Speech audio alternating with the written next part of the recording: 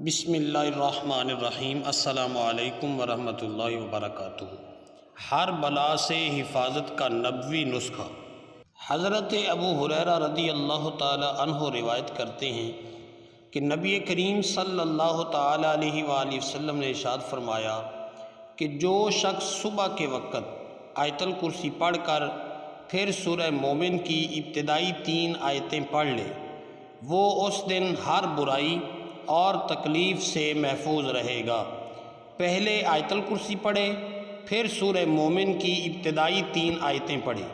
वो आयतें ये हैं: हामीम तंज़ीलुल किताबी मिनल्लाहिल अज़ीज़िल अलीम गाफ़िरिज़ ज़ंबि व क़ाबिलित तौबि शदीदिल इक़ाबि ज़ित तौल ला इलाहा इल्ला हुवा इलैहिल मसीर।